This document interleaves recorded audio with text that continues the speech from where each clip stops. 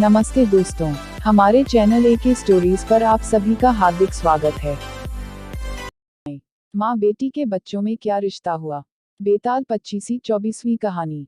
किसी नगर में मांडलिक नाम का राजा राज करता था। उसकी पत्नी का नाम चटवती था। वह मालव देश के राजा की लड़की थी। उसके लावण्यवती नाम की एक कन्या थी।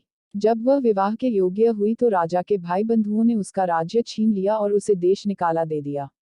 राजा रानी और कन्या को साथ लेकर मालव देश को चल दिया।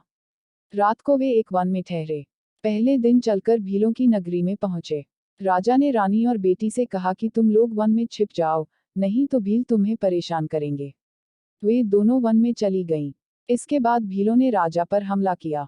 राजा ने मुकाबला किया, पर अंत में वह मारा गया। भील चले गए। उसके जाने पर रानी और बेटी जंगल से निकलकर आईं और राजा को मरा देखकर बड़ी दुखी हुईं।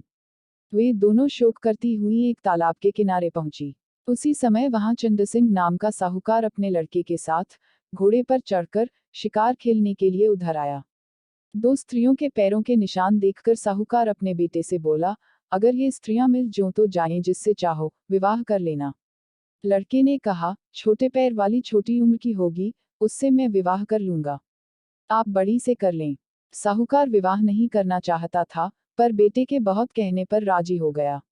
एड्स पोस्ट। थोड़ा आगे बढ़ते ही उन्हें दोनों स्त्रियां दिखाई दी। साहूकार ने पूछा, तुम कौन हो। रानी ने सारा हाल कह सुनाया। साहूकार उन्हें अपने घर ले गया।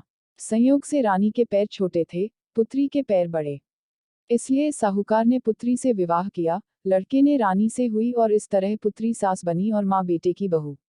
उन दोनों के आगे चलकर कई संतानें हुई। इतना कहकर बेताल बोला, राजन, बताए माँ बेटी के जो बच्चे हुए उनका आपस में क्या रिश्ता हुआ। यह सवाल सुनकर राजा बड़े चक्कर में पड़ा। उसने बहुत सोचा, पर जवाब न सूझ पड़ा, इसलिए वह चुपचाप चलता रहा। बेताल यह देखकर बोला, राजन, कोई बात नहीं है। मैं तुम्हारे धीरज और पराक्रम से खुश हूँ। मैं अब इस मुर्दे से निकला जाता हूँ। तुम इसे योगी के पास ले जाओ। जब वह तुम्हें इस मुर्दे को सिर झुकाकर प्रणाम करने को कहे तो तुम कह देना कि पहले आप करके दिखाओ। जब वह सिर झुकाकर बतावे तो तुम उसका सिर काट लेना। उसका बलिदान करके तुम सारी पृथ्वी के राजा बन जाओगे। सिर नहीं काटा तो वह तुम्हारी बलि देकर सिद्धि प्राप्त करेगा।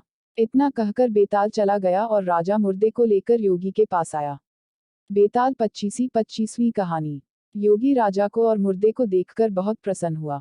बोला, हे राजन, तुमने यह कठिन काम करके मेरे साथ बड़ा उपकार किया है।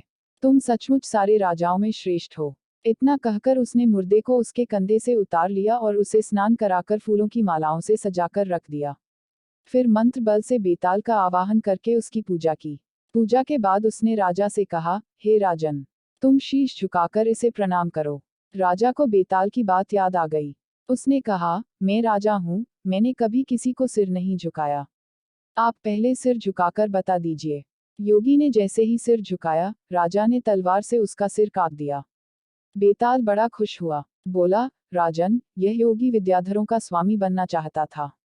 अब तुम बनोगे। मैंने तुम्हें बहुत हैरान किया है। तुम जो चाहो सो मांग लो। राजा ने कहा, अगर आप मुझसे खुश हैं तो मेरी प्रार्थना है कि आपने जो 24 कहानियां सुनाई, वे और 25वीं यह सारे संसार में प्रसिद्ध हो जाएं और लोग इन्हें आदर से पढ़ें।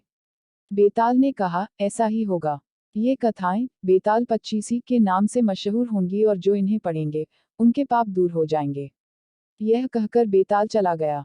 उसके जाने के बाद शिवजी ने प्रकट होकर कहा, राजन, तुमने अच्छा किया जो इस दुष्ट साधु को मार डाला। अब तुम जल्दी ही सातों द्वीपों और पाताल सहित सारी पृथ्वी पर राज्य स्थापित करोगे। इसके बाद शिवजी अंतर्धान हो गए। काम पूरे करके राजा शमशान से नगर में आ गया। कुछ ही दिनों में वह सारी पृथ्वी का राजा बन गया और बहुत समय तक आनंद से राज्य करते हुए अंत में भगवान में समा गया। अगर यह वीडियो आपको पसंद आए हो तो कृपया इसे लाइक करें और मेरे चैनल को सब्सक्राइब करना न भूलें।